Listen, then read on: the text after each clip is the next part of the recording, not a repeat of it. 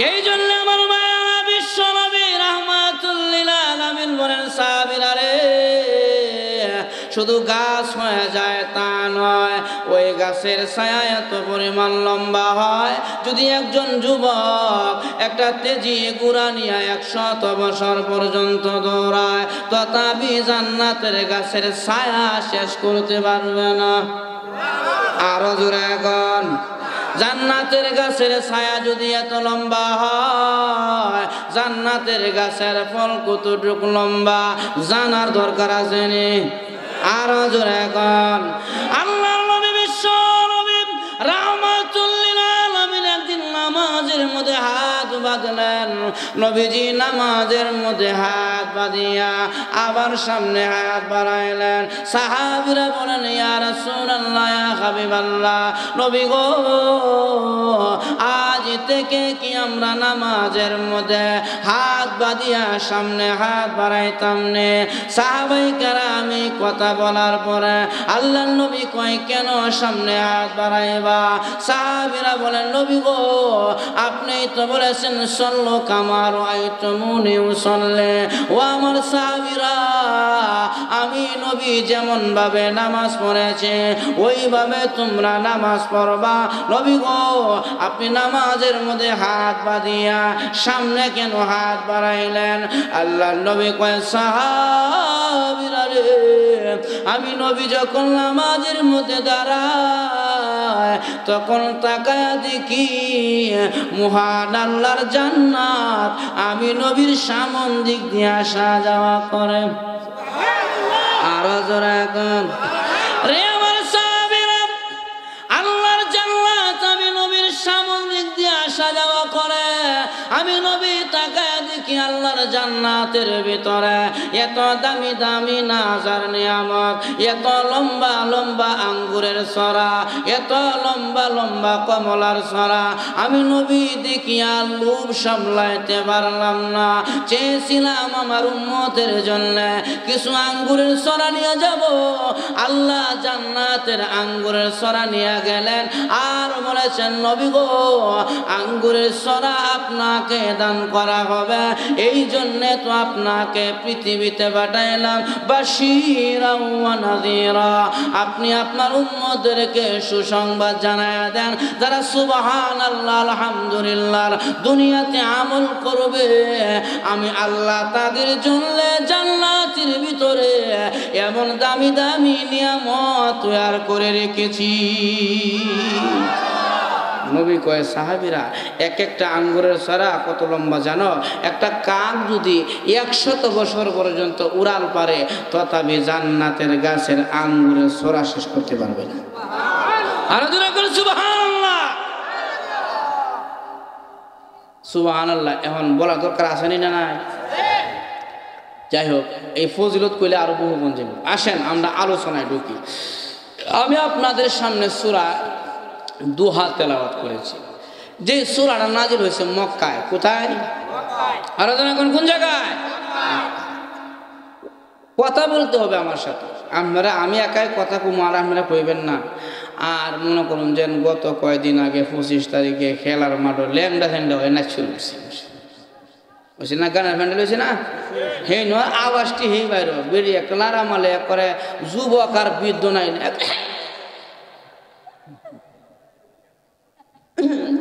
মানে পূজাকার মধ্যে আওয়াজ দিবার লাগে ভালো লাগে আওয়াজ দিত।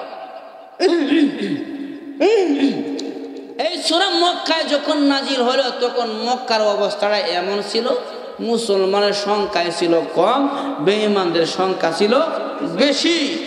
আর বেঈমানরা মুসলমানদেরকে কাজ করায়া করায়া পরিপূর্ণ যা পরিপূর্ণ পারিশ্রমিক দিতেন না, কাজ করাইতেন কিন্তু পরিপূর্ণ মূল্য দিত না। আমাদের সমাজও কিছু বড় লোক আছে, গরিবদেরকে কাজ করায়া পরিপূর্ণ পারিশ্রমিক দেয় না, আছে না নাই? আবার হ্যাঁ বিরুদ্ধে কিছু কখনো জানা বড় লোক দাবার আছে একটা সব, কিন্তু এটা বানানা, এটা বেঈমানদের স্বভাব। তো মক্কাতে এই সূরা নাজিল হওয়ার সময় মুসলমানের সংখ্যায় কম, বেঈমানদের সংখ্যায় বেশি। কিন্তু আল্লাহর নবী বিশ্ব নবী রাহমাতুল্লিল আলামিন উনার কোরআন তেলাওয়াতের আওয়াজ শুনিয়া নবীজির চরিত্রের প্রতি মানুষ এত আকর্ষণ হইয়া দলে দলে মুসলমান হইতে লাগলো। উতবা সাহেবা আবু জেহেল কয়, কিরে মুহাম্মদ যেইভাবে ওনার আদর্শ দিয়া কোরআনের তেলাওয়াত দিয়া আমাদের ধর্মের লোকদেরকে তার ধর্মে নিয়ে যাচ্ছে, ওদের ভবিষ্যতে তো আমাদের ধর্মের লোক থাকতো না। হ্যাঁ, মুহাম্মদের ধর্ম অবলম্বী সব হয়ে যাইব গা, অতএব একটা বিকল্প ব্যবস্থা করো, মুহাম্মদের এই দাওয়াত কিভাবে বন্ধ করা যায় এটার একটা ব্যবস্থা করো। এই বলে বেঈমান কাফেরদের মধ্যে একটা পরামর্শ হইল, আগামীকালকে দারুল নদওয়াতে মুহাম্মদের কালিমা কেমনে বন্ধ করা যায় এই বিষয় নিয়ে আলোচনা।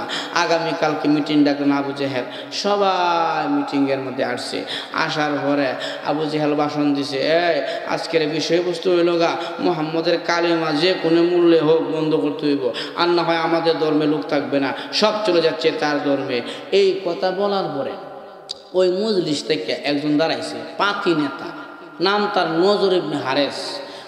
উপরের লেভেলের নেতাও না, নিচু মাপের নেতাও না। কি নেতা? পাতি নেতা, যেটা নেতার রাহে এটা কি কয়? পাতি নেতা। আমাদের সমাজের কিন্তু কিছু পাতি নেতা নষ্ট হচ্ছে। এই যে বিগত সরকার যে পতন হয়েছে, এই সরকার পতন হওয়ার পিছনে কারণ বড় ধরনের কারণ হচ্ছে গা সমাজের কিছু ফাঁকি নেতা গদাইছে। বাপের নামের বাপের কোনো ঠিকানা নাই, বাপের রাজনীতির রও বুঝে না, হ্যাঁ ফাঁকি নেতা হয়েছে গা অমুক দলের সভাপতি, অমুক লীগের সভাপতি। এই ফাঁকি নেতারা যত জুলুম করেছে বড় বড় নেতারা তত জুলুম করে নাই। এজন্য আমার ভাইয়ারা এখন থেকে যদি কোনো ফাঁকি নেতা সমাজের মধ্যে উল্টা পাল্টা করে দরিয়ায় এমন একটা শেষনি দিবেন আর জিন্দিগিতে নেতাগিরি করতো না। ঠিক হয়ে দেবে, ফাঁকি নেতারা ভালো করে বলে দিবে। তা নজর ইবনে হারেস বলতেছে, আবু জেহেল যেহেতু ধর্ম নিয়ে আপনি মুহাম্মদ দাওয়াত দেয়, ধর্মের দাওয়াত, অতএব ধর্ম সম্পর্কে জানে আলেমরা, আপনারা এক কাজ করেন, আলেমদের শরণাপন্ন হন। আলেমরা যে বুদ্ধি যে সিস্টেম বাতায়া দিবে এই অনুযায়ী কাজ করলে মুহাম্মদের কালিমাকে বন্ধ করা যাবে, তার কালিমার বিরুদ্ধে কাজ করা যাবে। আবু জেহেলকে সুন্দর কথা কইছ। তৎকালীন সময়ে মক্কাতে কোনো আলেম ছিল না, তাওরাত জাবুর ইঞ্জিলের সমস্ত আলেম ছিল মদিনাতে। আবু জেহেল কয়ে, যাও 5-6 জন নিয়া মদিনাতে যাও, গিয়া বলো আমাদের মক্কার অবস্থাটা ভালো না, মুহাম্মদের কালিমার দাওয়াত দিয়া সব নিয়ে যাচ্ছে তার ধর্মের ভিতরে, আমাদেরকে একটা সিস্টেম বাতাইয়া দিন তার কালিমাটা কেমনে বন্ধ করা যায়। এই বলে নজর ইবনে হারেস আরো কয়েকজন সাথী সঙ্গী নিয়ে মদিনায় চলে গেল।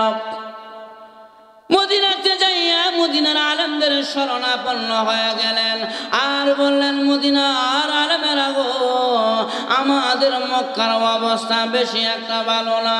মুহাম্মদ ধর্মের দাওয়াত দিয়া সবাইকে কালিমার ছায়াতলে নিয়ে যাচ্ছে, আপনারা একটা পরামর্শ দেন যাতে করে মুহাম্মদের কালিমা বন্ধ করে দেওয়া যায়। মদিনার আলেমরা বলেন, আমরা তো হঠাৎ করে একটা সিদ্ধান্ত নিতে পারি না, আমাদেরকে সময় দেন। আমরা মদিনার সমস্ত আলেমরা বোর্ড বসিয়া একটা সিদ্ধান্ত দিয়া দিব। যান সময় দিলাম, 24 ঘন্টার সময় নেওয়ার পরে মদিনার সমস্ত আলেমরা বসিয়া একটা সিদ্ধান্ত দিলেন, আরে নজর ইবনে হারেস, আমরা তোমাদেরকে 3টা প্রশ্ন শিখাইয়া দিব। এই 3টা প্রশ্ন গিয়া আব্দুল্লাহর ছেলে মুহাম্মদ রে করবা। যদি জবাব দিতে পারে তাহলে সাধারণ মানুষ মনে করবা না, বুঝবা তার উপরে আল্লাহর পক্ষ থেকে ওহী নাযিল হয়। আর যদি জবাব না দিতে পারে পরিষ্কার জানায় দিবা, মক্কাতে আর কোনো কালিমার দাওয়াত চলবে না। 3টে প্রশ্ন শিখাইয়া দিলেন মদিনার আলেমরা। নজর ইবনে হারেস 3টি প্রশ্ন শিখিয়া মক্কায় চলে আসছে। আবু জেহেল বলে, কিরে নজর ইবনে হারেস, মদিনার আলেমরা কি সিদ্ধান্ত দিয়েছে? নজর ইবনে হারেস বলেন, ওগো লিডার, মদিনার আলেমরা 3টে প্রশ্ন শিখাইয়া দিয়েছে। 3টি প্রশ্নের জবাব দিতে পারলে সাধারণ মানুষ মনে করা যাবে না, আর যদি জবাব দিতে না পারে পরিষ্কার জানায় দিবেন মক্কাতে মুহাম্মদের তাওহীদের কালিমা চলবে না। আবু জেহেল কয়, নজর ইবনে হারেস, প্রশ্ন যে শিখে আইছ উত্তর আঞ্চনি। উত্তর আঞ্চনি কোনা দুর্গা যদি উল্টাবা প্রশ্ন করে আম করে এই তোরা করে রে বলতো তোমার কি কম, কারণ প্রশ্ন করা সহজ না কঠিন? প্রশ্ন করা সহজ, উত্তর দেওয়া কঠিন। আর আমাদের সমাজে কিছু বেহুদা লোক আছে উল্টা প্রশ্ন করে। একদিন আমার প্রশ্ন করে বেশি হুজুর ওয়াজ করেন কয় হয়, আচ্ছা কোনটা বেলালের নানির নাম কি? আমি বললাম আচ্ছা কথা দিয়ে আর প্রশ্ন আছে না? হুজুর ফরজ গুসল ফরজ তাই আমার ফরজ কত ফরজ একটু আসি। আমি বললাম যে আপনি প্রশ্ন করবেন জানবার লাগে, উজুরা কয় ফরজ, গুসলে কয় ফরজ, তাই আপনি কয় ফরজ, হ্যাঁ ফরজ গুসল ওইটা কি করতে হইব, তা আপনি এটা না করে হেঁটে প্রশ্ন কোন আপনি কর। তখন আমি বললাম আচ্ছা এই বেলালের নানি লয় কি আপনার কোনো লেনদেনের সম্পর্ক আছে? কয় না। তা আমি ফরজ উজুর ফরজ করে দেন ওটার দোকান আরেক জানটা। আর যত প্রশ্ন করে আমাদের সাথে মূল্যায়ন দেখবেন, আমাদের সাথে লেখাপড়া করে এক সাথ আমরা খারাপ লাগতেছে, হ্যাঁ খারাপ লাগতেছে। মাদের সাথে লেখাপড়া করে এক ছাত্র এক লোক যায় রাস্তা দিয়ে, কয় বরস বলে এই যে রিয়াজুস চলে নপুরি দূর ইন বলে বাংলা নাই, ইংলিশ নাই, অঙ্ক নাই, ইতিহাস নাই, ভূগোল নাই, এই নাই সেই নাই, বিজ্ঞান নাই। ছাত্র কোনা চাষা আমরা অঙ্ক পড়া জেনারেল শিক্ষা অন্য একটা ব্যবস্থা আছে। চাষা গো কি রে তুই আমার অঙ্ক সম্পর্কে বুঝাইবে, আমি একজন বেচছি, হ্যাঁ আচ্ছা কথা দিই অঙ্ক যদি ভরাই দেয় তোরা রে তাহলে ক দিহি এই পুকুরটার মধ্যে কয় বালতি পানি? ছাত্র চাষা আপনার বালতিটা কি পরিমাণ বড়? যদি পুকুরের সম পরিমাণ হয় তাহলে এক বালতি হইব, আর যদি আরো ছোট হয় তাহলে 2 বালতি, আরো ছোট হলে 3 বালতি। আপনার বালতি ফালতি তাই আর গন্তি নাম ছিল। কারণ ছাত্র 5 মাস যদি মানুষ লেখাপড়া করে দেখবেন এদের মেধার মধ্যে আল্লাহ এমন মেধা খুলে দেয়, 5 মাস লেখাপড়া করার পরে মাদ্রাসা যখন বন্ধ হয়, ছোট বাচ্চা 5 মাস মাদ্রাসা লেখাপড়া করছে, এটা বাড়িতে যাইয়া বা গড়ে যত বাঙ্গা তার তোর লাইট মেড আছে সব একখানা জমা করিয়া হ্যাঁ নিজে আলাদা এক লাইট প্যানেল হয়ে উঠেছে। এই মেধা আল্লাহ কুরআনের বরকতের কারণে তাকে। আবু জাহেল বলে রে নজর ইবনে হারেস প্রশ্ন শিখিয়ে আসলা, উত্তর তো আল্লাহ না, যদি উল্টা আমাদেরকে প্রশ্ন করে জবাব দিতে পারবো না। আরে নজর ইবনে হারেস যাও আবার মদিনাতে গিয়া উত্তরগুলো জেনে আসো, আমরা এই দিক দিয়া মুহাম্মদ রে গিয়া প্রশ্ন করি। নজর ইবনে হারেস আবার মদিনায় চলে গেল। বেঈমান আবু জাহেল ডাইরেক্ট চলে গেছে মক্কায়। আল্লাহর নবী বিশ্ব নবী রাহমাতুল লিল আলামিনের একটা অভ্যাস ছিল, উনি যখন মক্কাতে বসে থাকতেন এমন এক জায়গার মধ্যে বসে থাকতেন যেখান থেকে আল্লাহর ঘর বাইতুল্লাহ দেখা যায়। বাইতুল্লাহকে নবীজি এত মহব্বত আর ভালোবাসতেন। বিশ্ব নবী বাইতুল্লাহর সামনে বসা, এমন সময় আবু জাহেল গিয়া কয় ভাতিজা, আরে ভাতিজা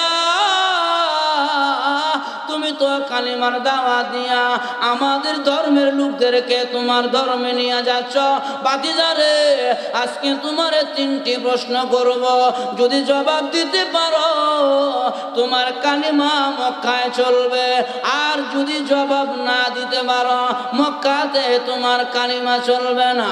আল্লাহর নবী কয় চাচা গো আমি কোন মানুষের অনুমতি লইয়া আল্লাহর কালিমার দাওয়াত দেই না, আল্লাহর জাত জালালের কসম পৃথিবীর কোন শক্তি আমি মুহাম্মদের জবান থেকে আল্লাহর কালিমা বন্ধ করতে পারবে না। এজন্য আমার ভাইরা আল্লাহর নবী কালিমার দাওয়াত চালু রাখবেন। এবার আবু জাহেল কয় ভাতিজা রে এখন মারামারি করব না, ঝগড়া ফাসাদ করব না, বলো 3টা প্রশ্নের জবাব দিতে হবে। আল্লাহর নবী কয় চাচা আপনি প্রশ্নগুলো করে যান আমি জবাব দিব।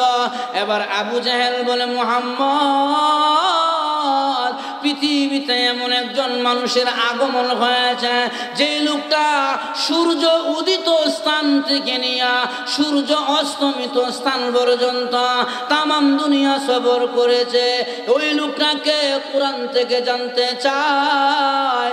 এই জন্য আমার ভাইয়ারাম আমরা যারা এই জায়গার মধ্যে আছি, অনেকে ঢাকা শহর যায় নাই, অনেকে সৌদি আরব যায় নাই, কিন্তু মুহাম্মদ রে উনি কোন ব্যক্তি তামাম দুনিয়া সফর করেছে? এক নম্বরে প্রশ্ন। দুই নম্বরের প্রশ্ন হলো ওই যুবক কারা যারা ইমানের তাগিদে ইমান বাঁচানোর জন্য গুহার ভিতরে আশ্রয় নিয়েছিল, ওই যুবক সম্পর্কে জানতে চায়। তিন নম্বরে প্রশ্ন হইল রে মুহাম্মদ বাতিজা, মানুষের কলিজা অপারেশন করে কলিজার ভিতরে কি আছে জানা যায়, কিন্তু আমরা যে কথা বলি এই যে বাতাসটা আপ ডাউন করে, এই রূহ সম্পর্কে জানতে চায়। তিনটা প্রশ্নের জবাব দিবা। ওরে বাতিজা বলো, তিনটা প্রশ্নের জবাব দিলে কতক্ষণ সময় লাগবে? আল্লাহর নবী কয়, চাচা গো আপনি তো ভালো করিয়া জানেন আমি তো আল্লাহর অনুমতি ছাড়া কথা বলি না। আবু জাহেল কয়, কি পরিমাণ সময় লাগবে? নবীজি কয়, চাচা যান 24 ঘন্টা পরে আপনাকে আমি তিনটা প্রশ্নের জবাব জানাই দিব। আবু জাহেল চলে গেল দারুন নদুয়াতে। 24 ঘন্টা সময় চলে যায়, কিন্তু নবীর কাছে ওহী আসে না, ওহী আসা বন্ধ হয়ে গেল। 24 ঘন্টা পরে আবু জাহেল এসে বলে, এরে বাতিজা মুহাম্মদ, তিনটি প্রশ্নের জবাব কি আনসার হয়েছে?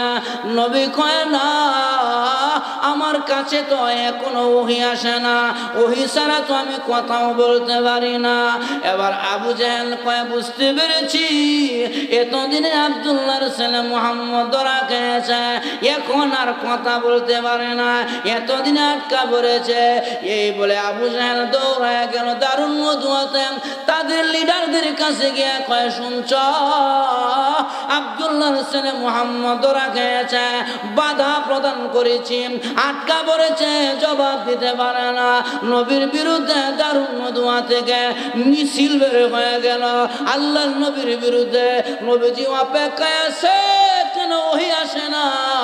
এইভাবে ওহী কেন বন্ধ হয়ে গেল?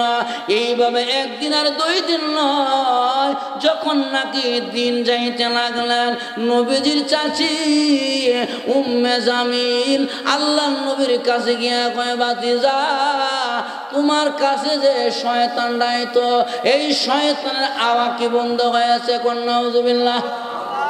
মানুষের বাড়ি বাড়ি গিয়ে কয়ে, শুনছ মুহাম্মদের কাছে যে ওই যে ওই শয়তান আসতো, এটা আসা বন্ধ হয়ে গেছে, মুহাম্মদের আল্লাহ মুহাম্মদ রে ছেড়ে দিয়েছে। এই বলে নবীজির বিরুদ্ধে আপন চাচি মানুষের বাড়ি যাইয়া নবীজির বিরুদ্ধে অপপ্রচার করে। আল্লাহর নবীর দিল ভেঙে খাল খাল হয়ে গেছে।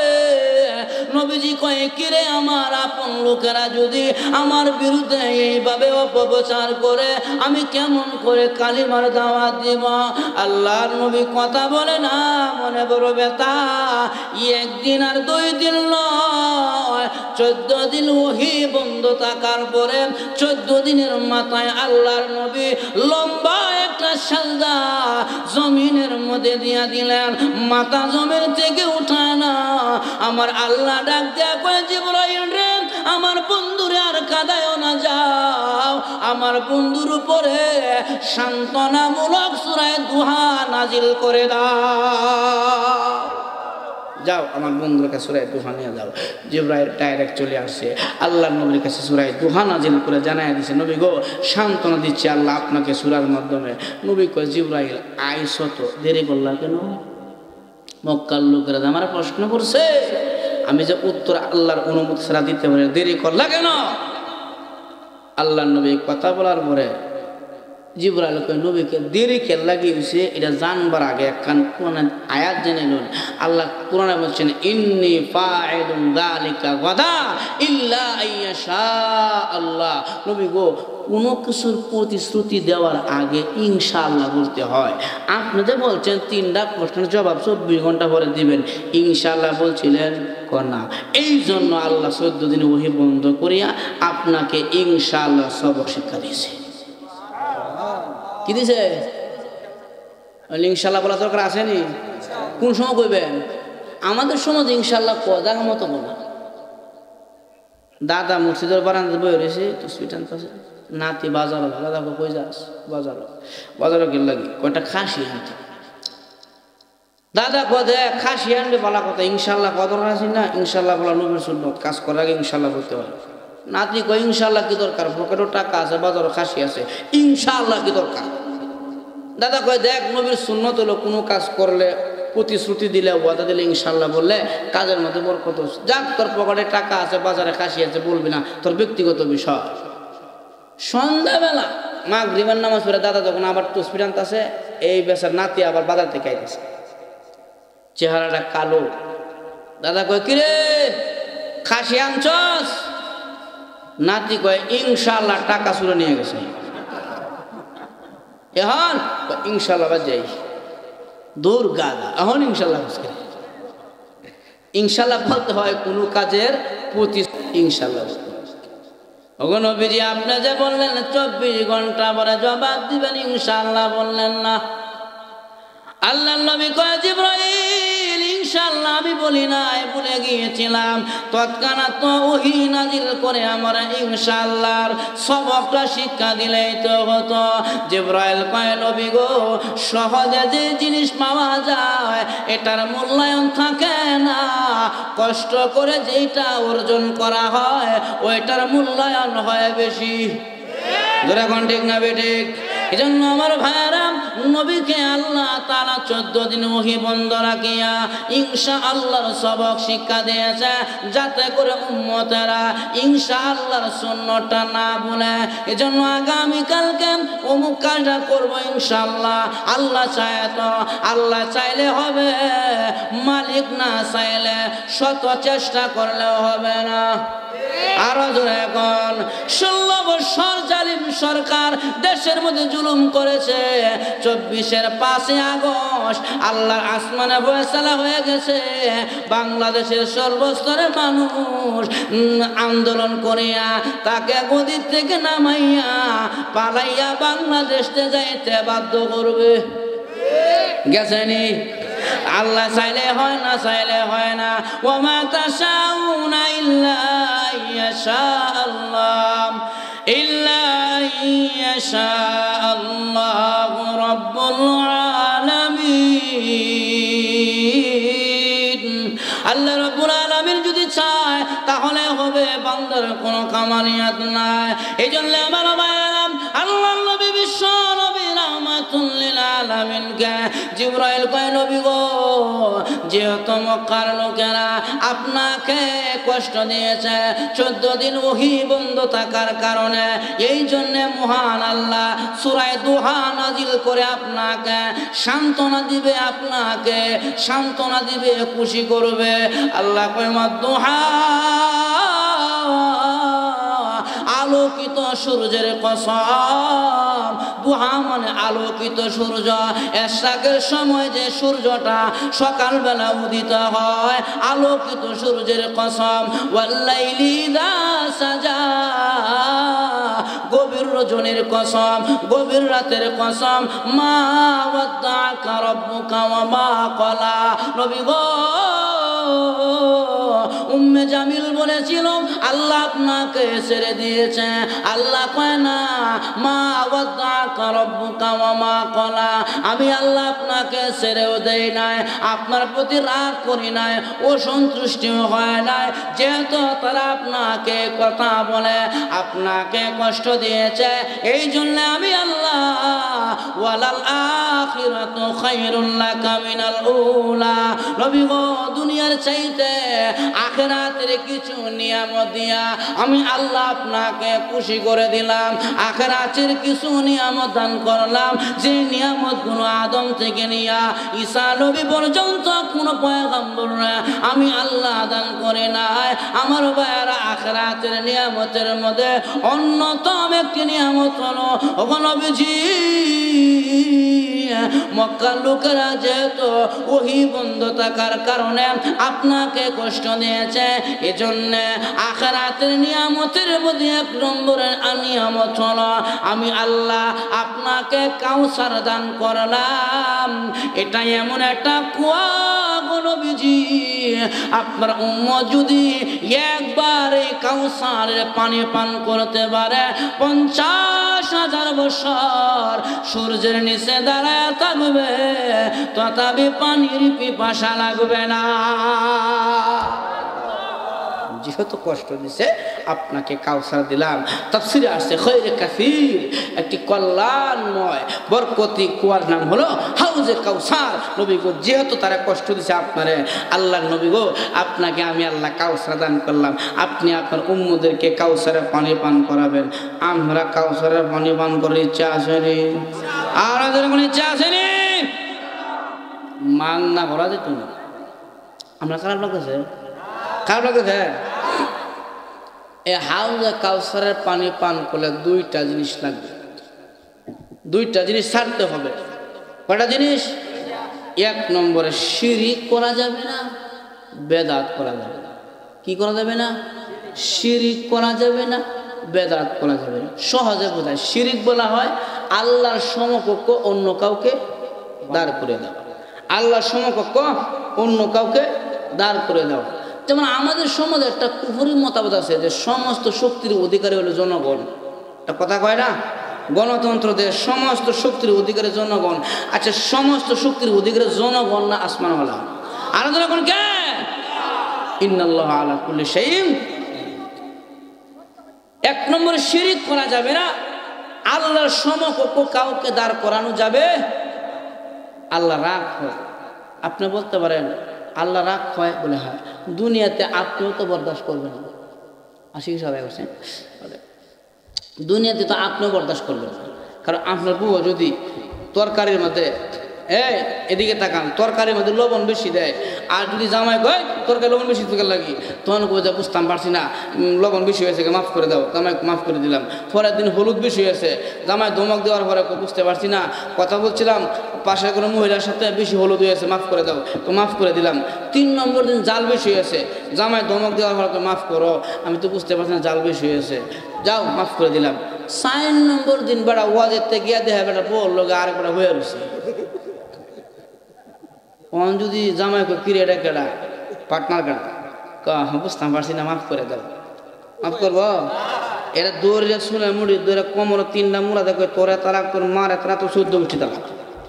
কারণ এটা একমাত্র আমার জন্য, বউয়ের একমাত্র স্বামীর জন্য, অন্য কারো কোনো অধিকার নাই। দুনিয়ার স্বামী তার বউ লোক আর উপরে ঘুমায় থাকলে বরদাস্ত করতে পারে না। আল্লাহ কয় বান্দা সব আমি দিলাম, আসমান জমিনে যা আছে সব তোর জন্য সাজাইলাম, সব কিছু দিলাম, এরপরে যদি আমি আল্লাহর সঙ্গে অন্য কাউকে সমকক্ষ দাঁড়ায় দাও, আমি আল্লাহ বরদাস্ত করতে পারি। এই জন্য আমার মায়ের 1 নম্বরে শিরক করা যাবে না, 2 নম্বরে বেদাত করা যাবে না। এই 2টা ভাইরাস মুক্ত আমল করতে পারলে আল্লাহর নবী বলেন তোমাকে হাউজে কাউসারে পানি পান করানো হবে। এজন্য আমার ভাইয়েরা, আল্লাহর নবীকে আল্লাহ অসংখ্য নিয়ামত পরকালে দিয়েছেন। 1 নম্বরে হাউজে কাউসার,